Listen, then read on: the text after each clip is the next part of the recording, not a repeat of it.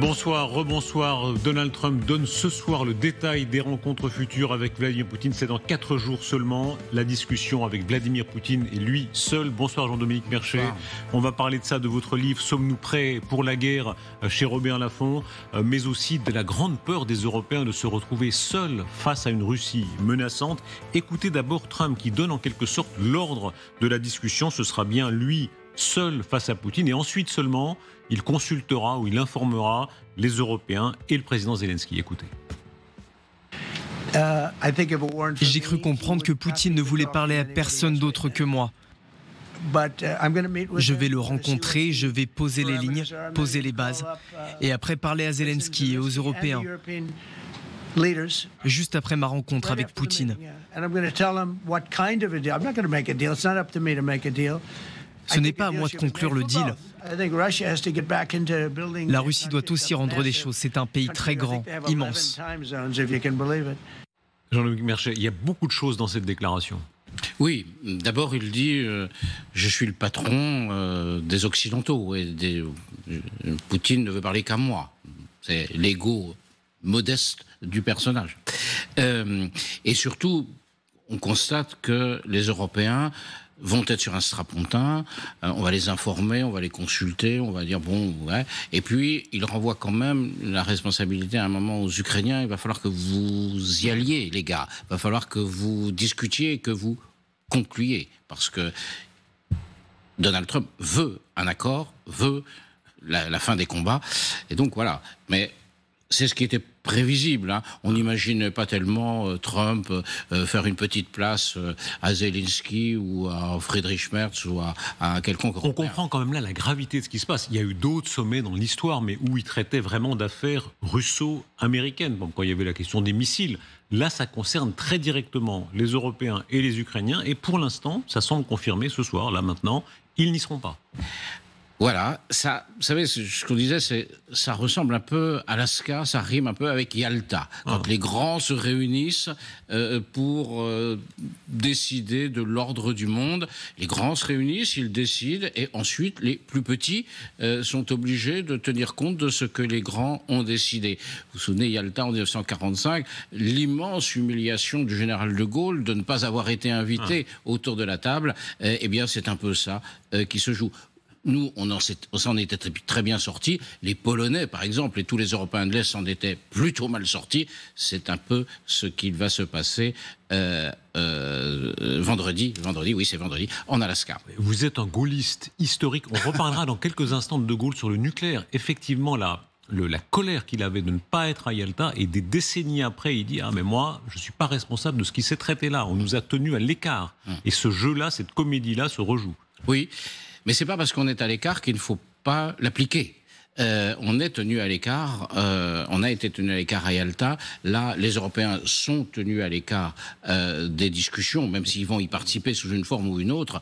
Ils vont être consultés, ils essaient de peser. Friedrich Merz a réussi à avoir une visioconférence avec Donald Trump. Mais on voit bien que c'est pas là que ça va se passer. Regardez la carte entre les deux chefs. Elle est fascinante parce que ces deux chefs dont vous parlez, ces deux puissances qui sont là à se parler, par-dessus la tête de tout le monde. Ça apparaît même dans la géographie, c'est-à-dire cette carte, quand on la regarde du pôle, où on comprend effectivement que d'abord ils sont physiquement très loin de l'Europe, l'Europe est là, et surtout ils sont là entre très puissants voisins dans ce lieu qui a un sens particulier. Ouais. Ah, le choix de l'Alaska est fascinant parce que d'abord c'est le seul endroit où les deux pays ont une frontière commune. Ils se regardent. Ils se regardent, ils sont face à face. Ils sont sans les autres, ils sont, comme vous venez de le souligner à juste titre, ils sont loin de l'Europe. Et en plus il y a quelque chose de symbolique. L'Alaska, c'est une ancienne terre russe qui a été vendue aux Américains. Ça veut dire quoi? Ça veut dire qu'on peut faire un deal. Il est question d'argent, ça s'achète, et on peut échanger des territoires. Remettez ça dans le contexte de l'Ukraine, un deal, de l'argent, des territoires à échanger. Le message subliminal, d'une certaine manière, est assez clair. L'attitude de Trump, écoutez ce qu'il dit sur Zelensky. On l'a entendu, on va l'entendre plus tard dans la soirée, il a aussi des propos assez sévères sur la Russie, sur l'économie russe. Il fait sentir le fer aux Russes, mais il fait sentir le fer encore plus durement à Zelensky. La déclaration qu'on va entendre, elle résonne ce soir. Je vois les réactions, notamment en Ukraine, qui commencent à fuser. Il est extrêmement dur sur le président ukrainien. Ce qui m'a un peu dérangé, c'est que Zelensky a dit « Je dois obtenir une approbation constitutionnelle ». Zelensky a la permission de commencer la guerre et de tuer tout le monde. Mais il a besoin d'une autorisation pour l'échange de territoire, parce qu'il va y avoir des échanges de territoire, je le sais, par la Russie, et des conversations avec tout le monde. Jean-Luc Merchet, le penchant, il est clair. Malgré tout, même s'il a donné des gages aux uns et aux autres, il est plus du côté de Poutine que Zelensky. Je crois que Donald Trump n'aime pas l'Ukraine et il aime encore moins Zelensky. Il n'y a aucune affection, aucune sympathie, aucun sentiment de solidarité. Il n'aime pas. En revanche, il a une certaine, je pense qu'il a du respect pour Poutine. Quand il voit Poutine, il voit quelqu'un dans lequel il peut se retrouver quelque part. Ça ne veut pas dire qu'il est en faveur de Poutine, mais il le considère. Le mépris des petits pays. L'Ukraine n'est pas un petit pays à notre échelle, mais à l'échelle des États-Unis ou de la Russie, oui, c'est un plus petit pays. Voilà. Et vous avez vu ce qu'il dit tout à l'heure en parlant de la Russie, il répète, c'est un grand pays. Un grand pays, bien sûr. Il y a les grands pays et il y a les petits pays. C'est tout le problème des Européens. Si nous étions vraiment un pays européen, nous pèserions très lourd et ils nous considéreraient sans doute autrement. Mais lorsqu'il regarde l'Europe, il voit Ursula von der Leyen, vous voyez comment il l'a traité sur son golf en Écosse, et puis après il voit des dirigeants, Friedrich Merz, Emmanuel Macron, Meloni, etc. Et il se dit, il ne joue quand même pas, et c'est vrai, dans la même catégorie. Il y a un texte très beau, je ne sais pas si vous vous en souvenez, de l'écrivain tchèque Kundera des années 80, où il parle des petits pays, et où il décrit effectivement ce complexe des petits pays vu dans l'œil trompeur, mais enfin, vu dans l'œil des super grands qui considèrent que les affaires c'est eux, et puis en dessous il faut que ça suive. Oui, mais est-ce que nous, Français, ne reproduisons pas ça lorsque l'on parle d'un certain nombre de petits pays d'Europe de l'Est en disant on réunit les grands, les Allemands, les Français, les Italiens parfois, les Britanniques, et les autres nous le reprochent. Ils disent mais nous aussi on existe. Allez, j'étais il y a peu en Lettonie, c'est un petit pays, la Lettonie, ils se sentent un peu plus proches au fond des Américains que des autres Européens. Poutine, est-ce que les Américains lui font le cadeau de la décennie? Dans quel sens le cadeau de la décennie? Il lui offre une tribune internationale, un retour sur la scène internationale. Pardon, excusez-moi. Bien sûr, Vladimir Poutine, depuis des années, le rêve, c'est de rétablir le dialogue des deux grands de l'époque de la guerre froide. Et là, effectivement, mais il y a déjà eu des rencontres. Il y avait même une rencontre, un sommet à Genève, je crois, entre Biden et Poutine. Donc mais ça fait longtemps que ça. Je crois que c'était avant la guerre, en 2000. J'ai un trou de mémoire. Mais il y a eu, en tout cas, un sommet Biden. Et l'Ukraine, effectivement, sur un sujet comme ça, c'est très très important pour Vladimir Poutine de se voir hissé d'une certaine manière au niveau des États-Unis. L'Ukraine n'est pas inerte. L'Ukraine montre, elle a opéré un certain nombre de bombardements encore. Voilà, les derniers sont dans la région de Nijni-Novgorod, une usine qui a été bombardée selon la source du SBU. L'installation ciblée produit des systèmes de contrôle, les ordinateurs de bord, des systèmes de composants pour les missiles russes KH-32, KH-101. L'Ukraine continue à montrer que, pour l'instant en tout cas, elle se bat. Oui, l'Ukraine continue à se battre. Elle se bat à la fois sur le front, où elle arrive à freiner la poussée russe, et en même temps, elle fait des frappes, mais ces frappes ne suffiront jamais. Mais sur un front gigantesque. Vous racontez dans votre livre, j'ai été frappé de ça, à quel point on l'oublie, c'est une immense guerre. Ce front immense de 1000 km. C'est 1000 km, c'est l'équivalent du front, du front de la guerre de 14 entre la mer du Nord et la Suisse. On est sur quelque chose d'immense, avec des milliers d'hommes déployés. C'est une immense guerre. Ça montre l'enjeu. Parfois, de manière faussée, on peut voir en France, on peut se dire, au fond, c'est une petite histoire. C'est pas bien grave si il y a quelques territoires qui passent d'un côté ou de l'autre. Non. C'est un enjeu colossal à l'échelle de l'Europe. C'est un enjeu colossal à l'échelle de l'Europe et plus encore de l'Europe. Parce que qu'est-ce qu'on a vu? On a vu un pays, la Russie, puissance nucléaire, membre permanent du Conseil de sécurité des Nations Unies, donc en principe en charge du respect d'un certain nombre de principes qui fondent les Nations Unies, qui ont fondé les Nations Unies en 1945. utiliser cette puissance-là pour dépecer son voisin. Bon, son voisin qui, lui, n'a pas d'armes nucléaires, n'est pas membre d'une alliance défensive comme l'OTAN. Et donc, effectivement, ça pose un vrai problème historique. Parce que si la Russie l'a fait, au fond, les portes sont ouvertes pour que tout le monde le fasse maintenant. Alors regardez ces autres attaques de drones, il y a eu une chaîne, hein. Ils sont en train vraiment de montrer qu'ils peuvent continuer à frapper considérablement sur la région de Saratov notamment. Alors, les images sont très spectaculaires, c'est cette installation industrielle pétrolière et ça n'est pas un hasard. On vient de voir tout à l'heure, on les détaillera, les derniers chiffres du pétrole russe, c'est vraiment le cœur de leur... c'est leur manne principale, ils sont en train de baisser, donc ils touchent là un talon d'Achille. Oui, alors ils font les Ukrainiens frappent la Russie dans des installations industrielles pétrolières. Ce sont réellement des coups d'épingle. La seule chose qui peut vraiment faire mal à la Russie, ce serait une baisse drastique du prix du pétrole. C'est peut-être une des cartes que les États-Unis pourraient jouer. Si le prix du pétrole baissait beaucoup, là, la Russie serait réellement étranglée. Est-ce que là, Trump a un argument? Rappelez-vous, quand il est parti de Notre-Dame, c'était il y a quelques mois, hein, il a eu des mots très durs pour l'économie russe. Parce que ça, il le prend très au sérieux, hein, qu'une économie soit là ou là. Oui, oui. Et il a eu des mots très humiliants pour la Russie, bien pesés.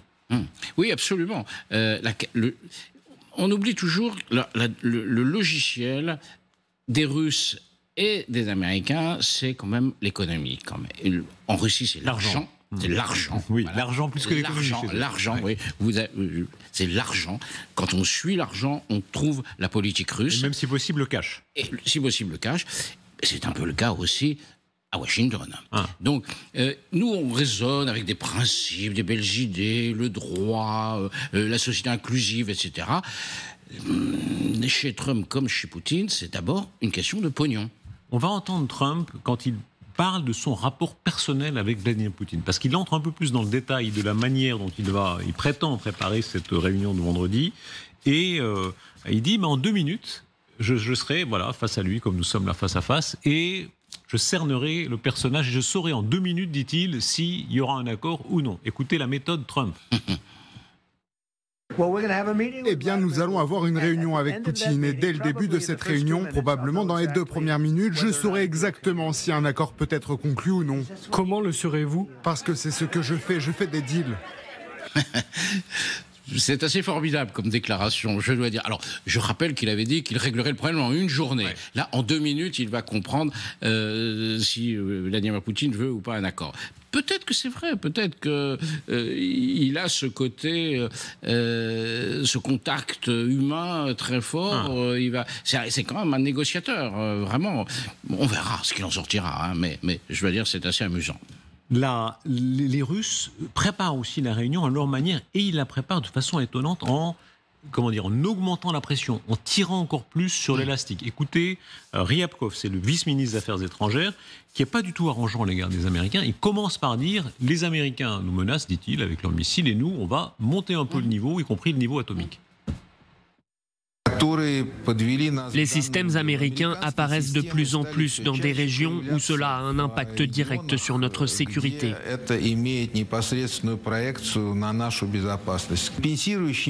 En mesure de représailles, le président a personnellement annoncé que l'Oreshnik allait être produit en masse. Nous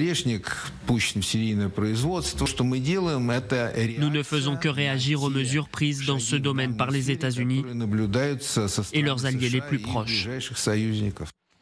Jean-Dominique Merchet, quelle est la stratégie là des Russes? Pourquoi disent-ils ça maintenant? Ryabkov, c'est un apparatchik, c'est sûrement pas c'est pas quelqu'un qui dit ça sans avoir l'aval du patron. Ouais.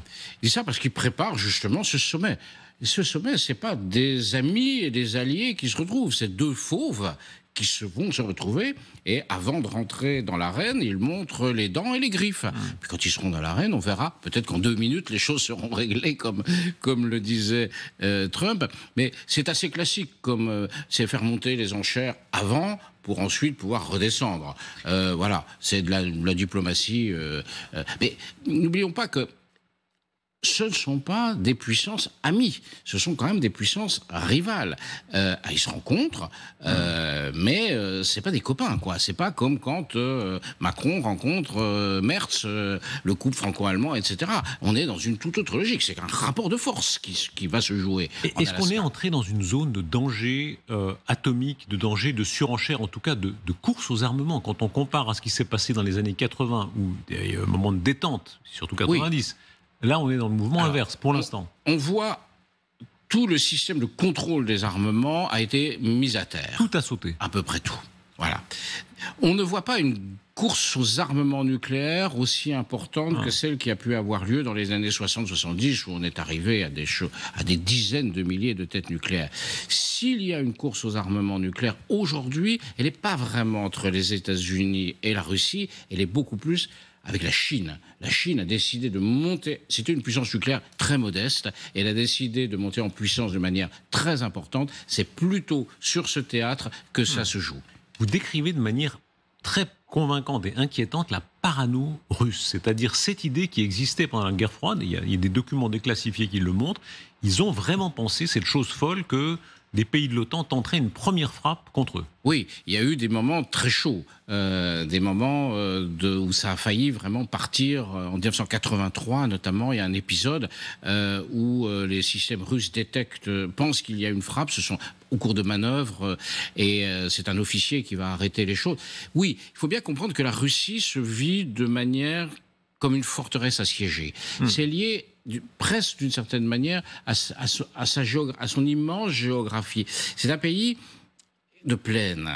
On rentre en Russie, il n'y a pas de frontière naturelle. Et ça, c'est très important dans la psychologie politique de la Russie. Mais comment peuvent-ils aller jusqu'à une parano telle ? Il ne s'agit pas de dire l'OTAN a des défauts, les Américains ont fait plein de coups fourrés. Évidemment, ce n'est pas des saintes ni touches. Mais imaginez, quel est leur calcul, disons, rationnel pour dire les Américains pourraient faire une première frappe nucléaire contre nous ? Je ne suis pas sûr que leur calcul soit rationnel. Je pense que c'est une peur irrationnelle. Ils considèrent que l'OTAN est leur ennemi, que les États-Unis sont leur ennemi, de fait. Ils ont vu, depuis 1989, leur zone d'influence reculée considérablement. Ils ont quand même perdu énormément de choses. Toute l'Europe de l'Est, l'Union soviétique, les 16 républiques ont explosé, chacune est indépendante. Donc ils se sont repliés sur le noyau russe. Donc maintenant ils repartent à la conquête du reste. Et donc ils se sont vécus comme agressés. Est-ce qu'ils l'ont été ? C'est un débat historiographique.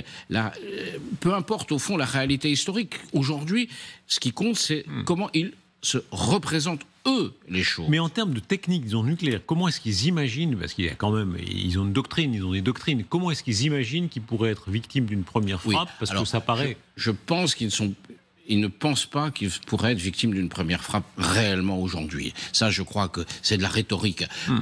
D'ailleurs, Vladimir Poutine a toujours été extrêmement prudent dans ses expressions. La doctrine nucléaire a un peu évolué, mais elle n'a pas été bouleversée. Pour l'instant, l'équilibre, les choses restent quand même sous contrôle à ce niveau-là. L'exercice Zapad, ils sont en train de préparer, et ils l'annoncent maintenant, ou ils le précisent maintenant, cet exercice Zapad, qui est un exercice militaire de grande importance, d'après les sources notamment de l'OTAN, ça pourrait être jusqu'à 150 000 soldats. Et à chaque fois, il y a le doute. Et ça a été le cas en 2022, là, le doute a été hélas levé pour l'Ukraine. Ces exercices sont à la limite de l'action même.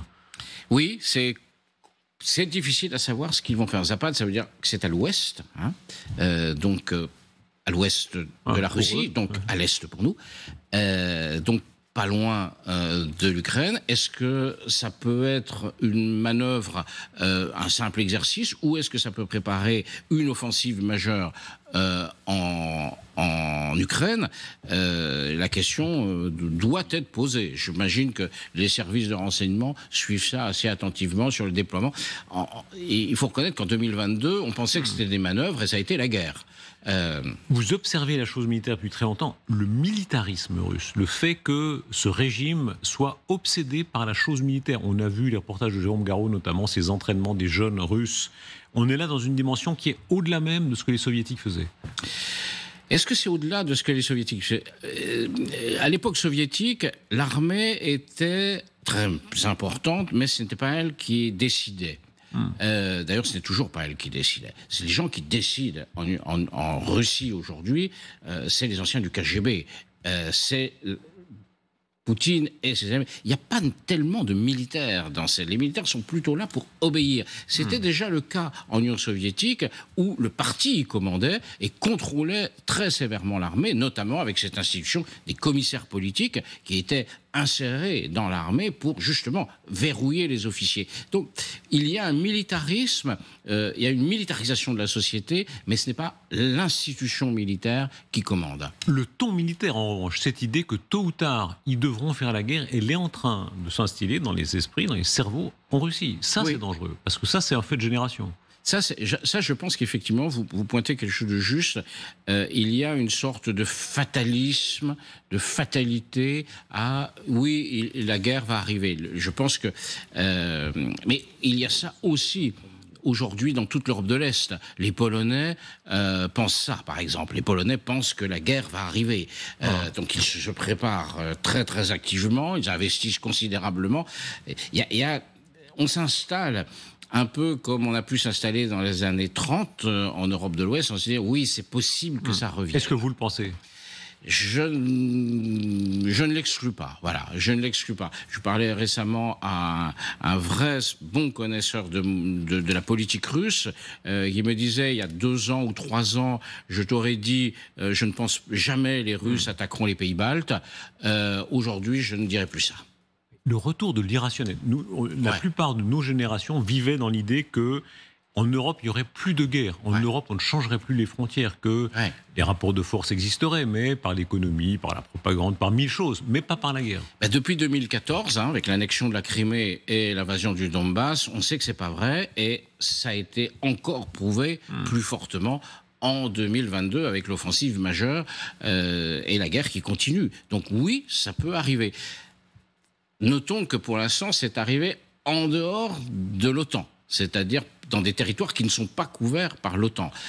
On changerait de dimension radicalement si la Russie s'en prenait à un pays membre de l'OTAN. Écoutez Trump ce soir disant « La Troisième Guerre mondiale est une menace, mais c'est moi, seul Trump, qui peut l'éviter ». Quand on m'a volé l'élection, que Biden est arrivé au pouvoir, c'est là que tout cet enchaînement de mauvaises choses s'est produit. Des idioties ont été dites et ça a débouché sur une guerre. Mais je ne pense pas que ça se reproduira, parce que j'ai bien géré la situation. Mais ça aurait pu aboutir à une 3e guerre mondiale. On aurait pu vivre une 3e guerre mondiale. Mais je ne crois pas que nous en arriverons là. Voilà. Comment est-ce que Trump poursuit une tradition? Quand on voit les précédentes rencontres, il y a une longue tradition des présidents américains, d'ailleurs parfois séduits par les présidents russes ou par les secrétaires généraux russes. Roosevelt séduit par Staline, ça paraît inouï. Staline, un des plus grands criminels de l'histoire, a séduit Roosevelt. Ouais. Là, moi je crois que Donald Trump, est sincèrement un homme de paix. C'est-à-dire qu'il n'aime pas la guerre. Il l'a fait parfois lorsqu'il faut, mais il l'a fait peu. Et il veut vraiment faire la paix, imposer la paix par la force, comme il le dit, mais imposer la paix. Je crois qu'on a du mal à comprendre ça. Il l'a encore fait vendredi avec l'accord entre l'Arménie et l'Azerbaïdjan. Comment comprendre ce fantasme? Quand on voit ces images d'archives, les textes en témoignent. Roosevelt dit, notamment à Churchill, vous exagérez, sûrement que Staline est animé de bonnes intentions. Oui. Il emploie même l'expression française, il dit « noblesse oblige », les promesses de Staline, sûrement qu'il les tiendra. Il y avait une naïveté dans l'équipe Roosevelt par rapport à l'Union soviétique qui était fascinant. On sait aujourd'hui qu'il y avait dans l'équipe Roosevelt dès 1932 des gens qui étaient proches du Parti communiste américain. Le Parti communiste américain, c'était une succursale de l'Union soviétique. Il y a eu une fascination dans la gauche américaine. Roosevelt, c'était la gauche américaine. Pour l'Union soviétique. Ça s'est arrêté totalement avec Harry Truman, qui était un anticommuniste farouche, et puis ensuite tout le macartisme, etc. Mais dans les années 30 et 40, il ne faut pas oublier que les États-Unis, ont soutenu militairement l'Union soviétique pendant toute la guerre. Ils ont livré une quantité énorme de matériel aux Russes, sans lesquels les Russes auraient eu du mal à... Est-ce que c'est seulement de la naïveté ou est-ce que c'est une forme de cynisme américain qui fait notamment, d'ailleurs à l'égard de Hitler aussi, une partie des Américains, des élites américaines a été très longtemps assez indulgente. Nous, en Europe, on s'imagine les Américains sont des alliés naturels, évidents, historiques. C'est moins clair que ça. Oui, ils ont mis du temps pendant la Première Guerre mondiale à venir, 1917, puis ils ont mis beaucoup de temps aussi pendant la Seconde Guerre mondiale à venir. Oui, fin 41. Oui, c'est pour ça, fin 41, et ils n'arrivent en Europe qu'en 44. Donc oui, c'est pour ça qu'on a créé l'Alliance Atlantique. Est-ce qu'on retrouve cette illusion aujourd'hui? C'est-à-dire, aujourd'hui, on vit quand même dans l'idée que naturellement, les Américains sont nos amis contre le reste du monde, et c'est pas si clair que ça. Tant que l'Alliance Atlantique fonctionne, oui, ils seront là. Tant que l'Alliance Atlantique fonctionne, ce fameux article 5 qui prévoit qu'il faut venir au secours des uns et des autres si on est attaqué. Mais ce n'est pas inscrit dans les gènes de l'Amérique. Ça, c'est une illusion. L'Amérique, elle s'est construite contre l'Europe, en quittant l'Europe, en tournant le dos à l'Europe. Les gens qui créent l'Amérique, c'est des gens qui quittent l'Europe parce que justement, ils considèrent que soit l'Europe, c'est le continent du péché pour les premiers pères pèlerins, soit parce qu'ils considèrent que c'est le continent de la pauvreté et donc ils vont faire fortune ou trouver une vie meilleure aux États-Unis. Donc ils se sont construits contre nous historiquement. Écoutez la télévision russe, parce que propagande contre propagande, évidemment, la télévision russe est en train de se surexciter à la perspective de ce qui va arriver. Ça va arriver.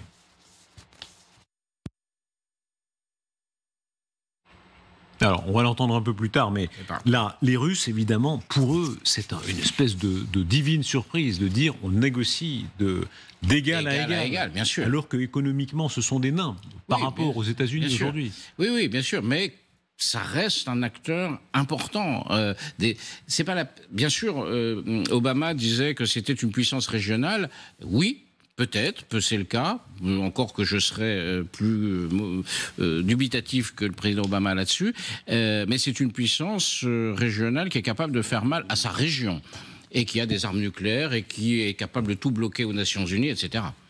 L'importance de la donne financière. On verra plus tard dans l'émission, il y a une carte intéressante, on la verra plus tard, sur la valeur des minerais dans le sol ukrainien. Ça parle à Trump. Oui. Il y a certains échanges là, ces échanges de terres, c'est pas simplement de la géographie. C'est dans le sol de l'Ukraine des valeurs considérables. Alors, on se souvient de la polémique sur les terres, les matières premières dans le sol ukrainien.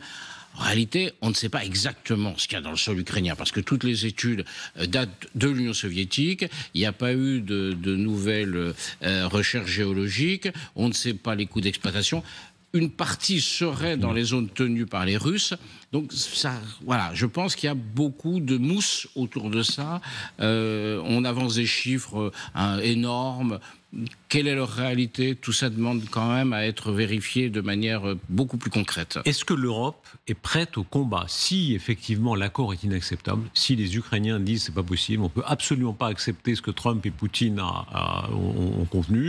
sont convenus, est-ce que l'Europe est prête à combattre? Regardez les déclarations. Mercredi, il y aura cette rencontre des ministres des Affaires étrangères européens. Les Allemands disent, Donald Trump, les dirigeants des principaux Européens et l'Ukraine, ceux de l'OTAN et de l'Union européenne participeront mercredi à une réunion virtuelle au sujet de l'Ukraine, 2 jours avant la rencontre entre les présidents américains et russes. Et porte-parole allemand dit ces discussions porteront sur la préparation de possibles négociations de paix, les questions relatives aux revendications territoriales et aux garanties de sécurité, ainsi que sur d'éventuelles actions supplémentaires pour exercer une pression sur la Russie. Oui, les Européens essaient d'être présents autour d'une table à laquelle ils ne sont pas conviés. Donc, ils répètent les positions qui sont les positions des nôtres, de la France, de l'Allemagne, d'autres, des Britanniques. La question, c'est seront-ils entendus? Est-ce qu'on retrouve la vieille peur de l'Europe champ de bataille? Pendant toute la guerre froide, on se disait le risque, c'est que l'Europe soit le champ de bataille. Oui, bien sûr. Je crois que c'est pour ça qu'il y a autant de doute sur l'engagement américain en Europe. D'où le sommet de l'OTAN fin juin, où tout le monde a accepté des choses délirantes, de passer à 5% des dépenses militaires, alors qu'on n'a pas l'argent pour le faire en réalité, tout simplement pour que les Américains restent à bord, pour que les Américains ne quittent pas l'Europe, parce que tant qu'il y a des Américains en Europe, des armes nucléaires américaines en Europe, des troupes américaines en Europe, c'est une garantie. La Russie prend suffisamment l'Europe au sérieux pour montrer les dents. En ce moment, là, depuis quelques heures, il y a eu la visite de Belousov, ministre de la Défense russe, à Kaliningrad. Dites-nous pourquoi Kaliningrad, dans la mise en garde mutuelle, est le gros morceau. Alors Kaliningrad, c'est cette petite exclave, comme on dit en géographie, parce que c'est un morceau détaché de la Russie entre la Pologne et la Lituanie. C'est un résultat aberrant de la Seconde Guerre mondiale. Ils ont pris Kaliningrad, c'est l'ancienne Königsberg, la ville d'Emmanuel Kant. Prise de guerre. Puis ils ont dit ça c'est à nous, et puis c'est comme ça. Voilà. Évidemment, c'est un morceau de Russie au cœur de l'Union européenne, en fait.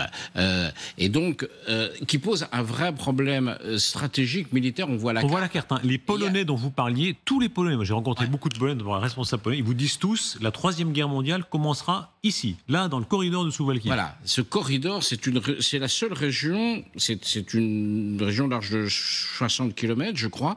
C'est le seul moyen de passer de l'Europe continentale, de la Pologne notamment, aux Pays-Baltes.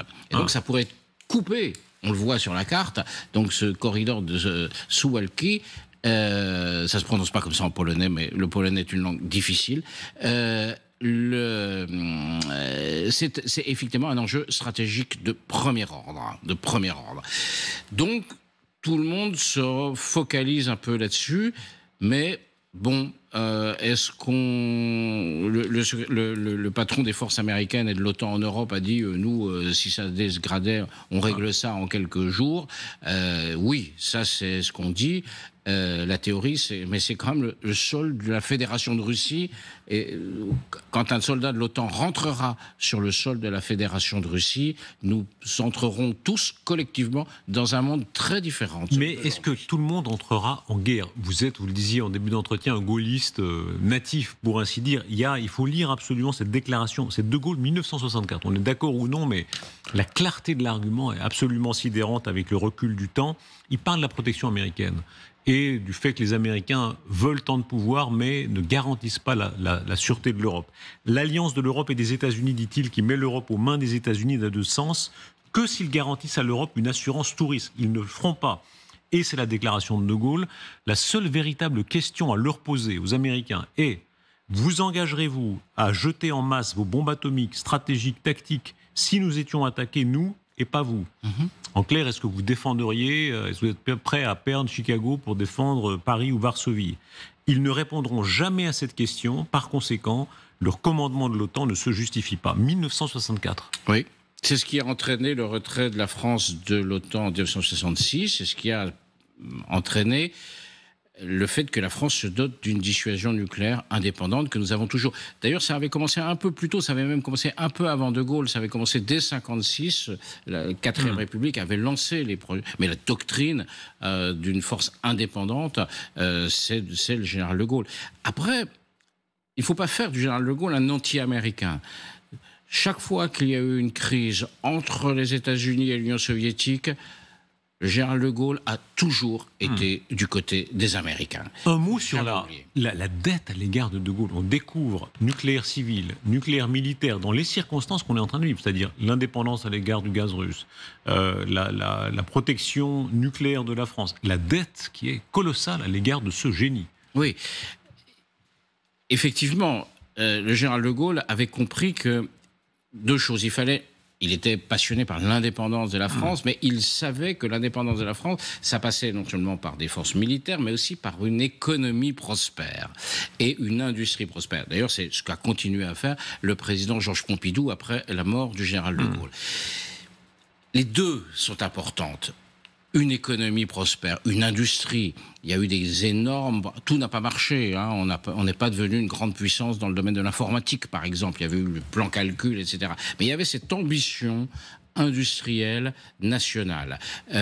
Il faut dire que depuis 30 ans, ce à quoi on a assisté en France, c'est plutôt une désindustrialisation que le contraire. Avec cependant une reprise. Regardez la carte de la part du produit intérieur brut de la France vouée à la défense. Et cette carte-là est fascinante parce qu'on voit à quel point, de Gaulle à Emmanuel Macron, il y a une forme de continuité, ou plus exactement de reprise. C'est-à-dire, il y a les pourcentages qui étaient voués à la défense dans les années 50. Alors après, oui, évidemment, même avant le retour au pouvoir du général de Gaulle. On voit tous les guerres, là, hein, guerre d'Algérie, la guerre d'Indochine, etc. Ça a énormément baissé, mais il faut rendre cette justice à Emmanuel Macron que ça a commencé à remonter en 2017. Ce graphique est très intéressant parce qu'on voit que durant la période où le général de Gaulle est au pouvoir, les dépenses de défense baissent et baissent de manière à partir de très haut. On sortait de la guerre d'Algérie. On sortait de la guerre d'Algérie, mais elle baisse quand même. Vous voyez, elle passe de 6 au moment où de Gaulle arrive au pouvoir à 3 lorsqu'il part. Donc la baisse, là, c'est après 62. Sauf qu'il y avait une croissance formidable. Donc la part rétrécissait, mais la taille du gâteau augmentait. Donc on a dépensé pas mal d'argent, mais moins parce que de Gaulle a eu le courage de mettre fin aux guerres coloniales, notamment la guerre d'Algérie, qui coûtait les yeux de la tête et qui était une impasse politique totale. Ce choix d'Emmanuel Macron, lui en particulier, depuis 2017, est-ce qu'il y a dans les dirigeants européens cette conviction dont vous parliez qu'on roule à la guerre, qu'on marche d'une certaine manière à la guerre? Est-ce que cette conviction, elle est présente? Oui, je crois qu'elle est présente aujourd'hui. Elle est notamment présente en Europe de l'Est, qui se réarme massivement. La Pologne est l'exemple accompli. Tous les pays européens, à des degrés divers, certains beaucoup plus que d'autres. Les Espagnols, ça les intéresse pas vraiment, mais même eux font un peu des... Ils sont loin, ils croient être loin. La France, avec Emmanuel Macron, a dépensé... vous vous rendez compte, elle aura doublé son budget de défense entre l'arrivée d'Emmanuel Macron en 2017 et son départ en 2027. Doublé, alors que tous les autres budgets crient famine d'une certaine manière. Donc, on voit bien qu'il y a un effort. Notons que ça avait commencé légèrement avant, là encore, c'est l'équipe Le Drian-Hollande qui avait, après les attentats de 2015, entamé le retour. Le poids des traumatismes historiques. Vous dites à quel point la défaite de mai-juin 1940, encore aujourd'hui, on est en 2025, eh bien ça reste un élément, une espèce d'épouvantail présent chez les militaires français. Pas que chez les militaires, et peut-être pas d'abord chez les militaires, mais dans la société française, oui. La défaite de... L'impensable, c'était impensable. La défaite de 40, c'est l'impensable. On pensait avoir la plus grande armée du monde, est un pays très important. En quelques semaines, on est défait et occupé par notre voisin. C'est le plus grand traumatisme de l'histoire française. C'est ce qui justifie la dissuasion nucléaire. Voilà. Or, la dissuasion nucléaire, elle reste le fondement de la défense en France. Aucun président n'a jamais voulu remettre ça en cause. Et aucun candidat à la présidence ne veut de fait le remettre en cause.